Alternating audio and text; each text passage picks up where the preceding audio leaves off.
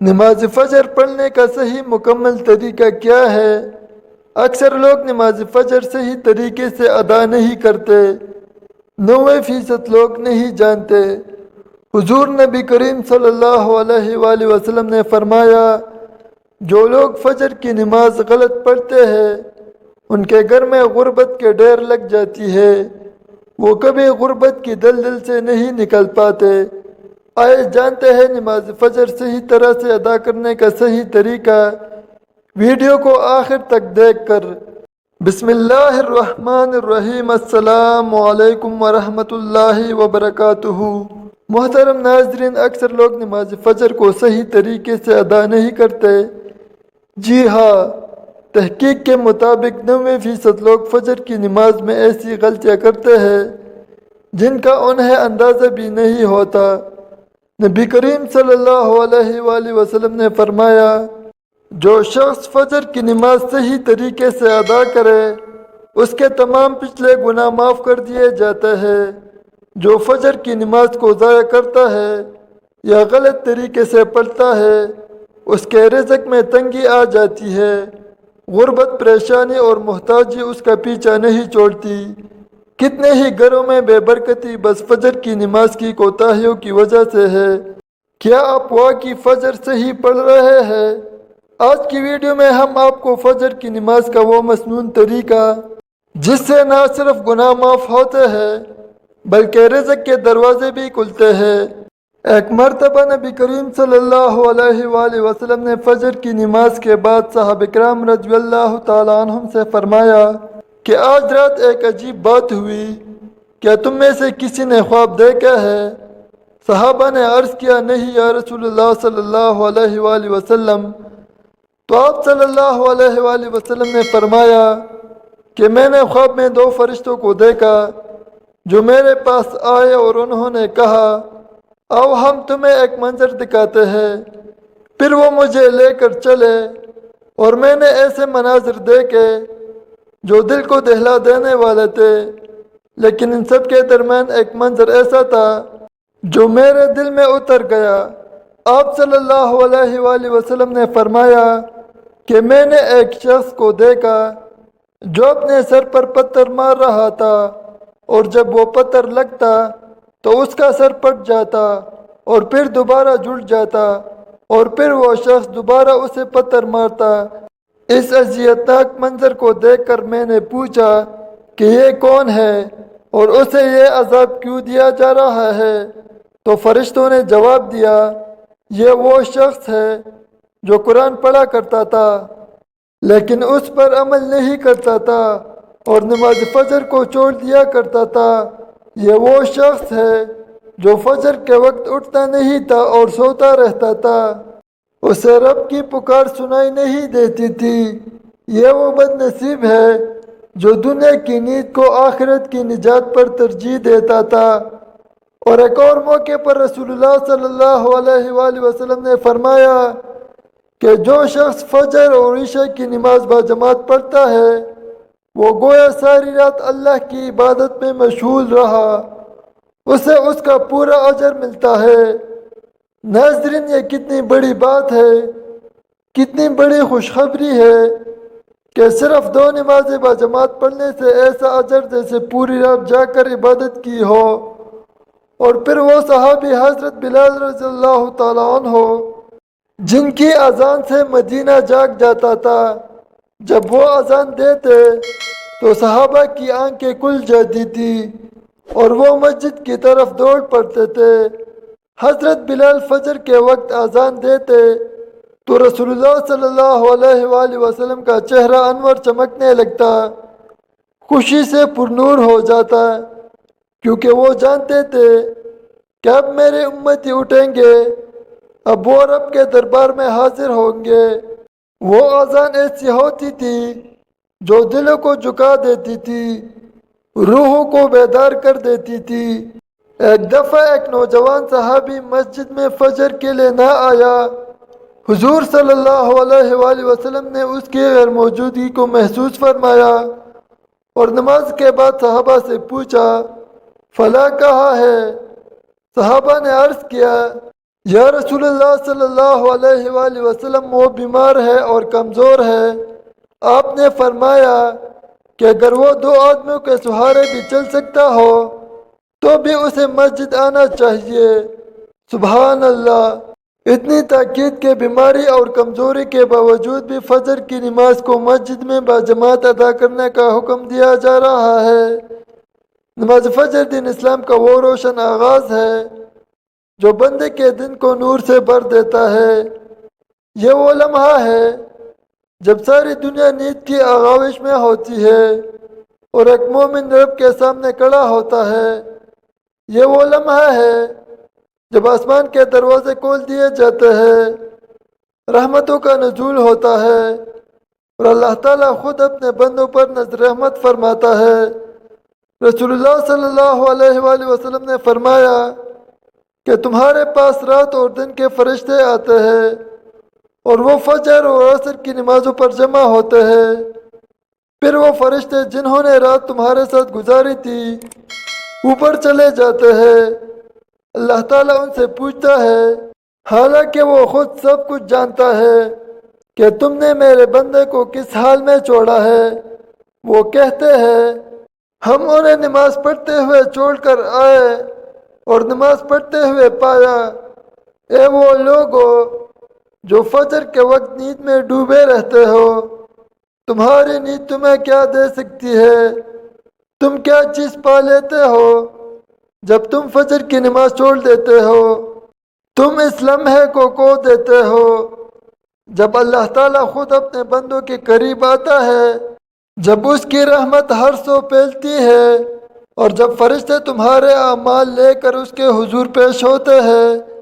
فجر کی نماز کا صحیح طریقہ سیکھنا ہر مسلمان پر فرض ہے، کیونکہ یہی وہ نماز ہے جس سے دن کی ابتدا ہوتی ہے۔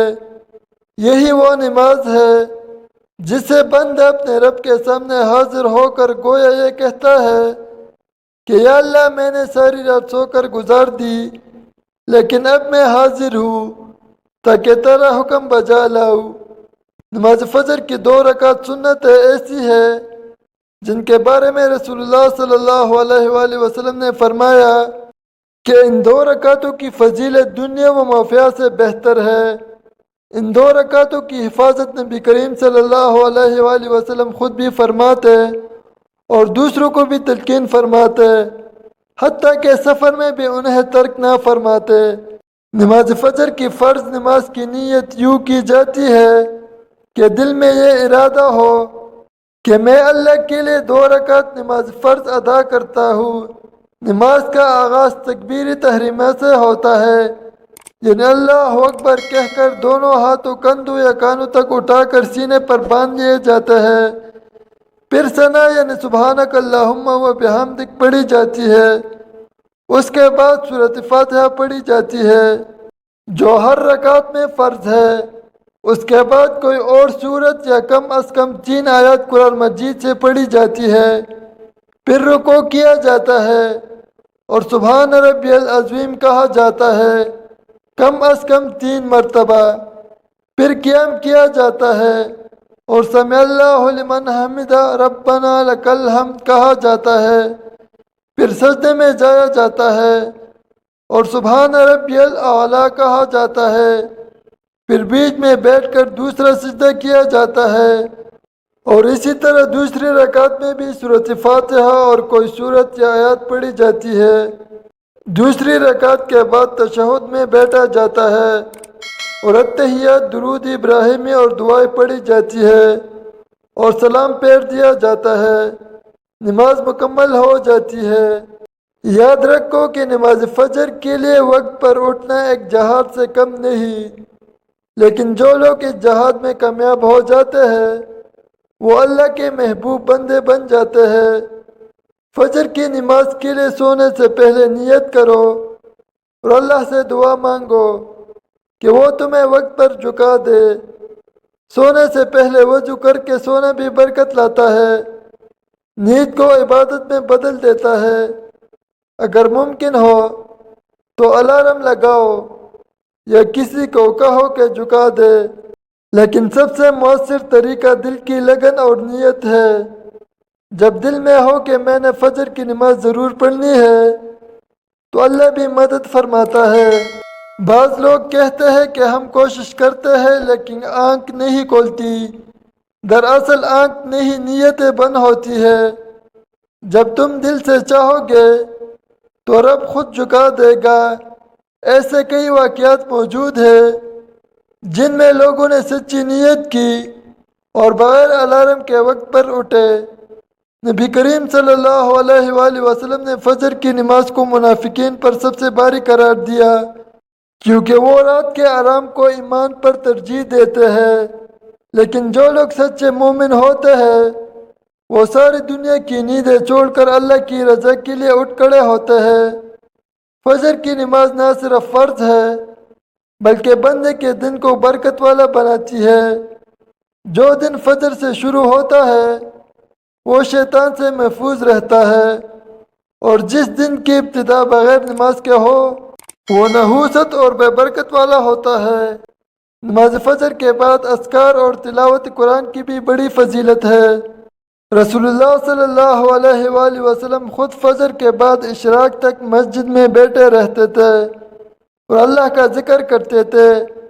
یہ وقت دعا کی قبولیت کا وقت ہوتا ہے۔ فجر کے بعد تھوڑی دیر بیٹھ کر استغفار کرو، تسبیحات پڑھو، قرآن پڑھو یا اللہ سے مانگو۔ تمہیں جو چاہیے وہ وقت سب سے بہتر ہے مانگنے کے لیے، کیونکہ اس وقت دل نرم ہوتا ہے، روح تازہ ہوتی ہے، فضا پاکیزہ ہوتی ہے اور اللہ قریب ہوتا ہے۔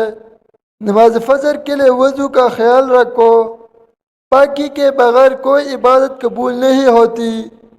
سحری کے وقت اٹھ کر وضو کرو، اگر وقت ہو تو تہجد پڑھو، یہ تمہیں فجر کے لیے مزید قوت دے گا۔ فجر کی نماز باجماعت ادا کرنا سنت مؤکدہ ہے، بلکہ بعض علماء کے نزدیک واجب کے قریب ہے۔ اس کی بڑی فضیلت آئی ہے کہ جو شخص 40 دن تک فجر کی نماز باجماعت ادا کرتا ہے اسے نفاق سے بری الذمہ ہونے کی سند ملتی ہے۔ جو لوگ سوتے رہتے ہیں اور نماز فجر چھوڑ دیتے ہیں ان کے متعلق سخت وعید آئی ہے کہ ان کے کانوں میں شیطان پیشاب کرتا ہے، یعنی وہ اس قدر غفلت کا شکار ہوتے ہیں کہ شیطان ان کے اندر نفرت اور سستی بھر دیتا ہے۔ فجر کی نماز کو کبھی معمولی نہ سمجھو، یہ وہ نماز ہے جو تمہاری زندگی بدل سکتی ہے۔ یہ وہ نماز ہے جس سے تمہارے دن کا روح طے ہوتا ہے۔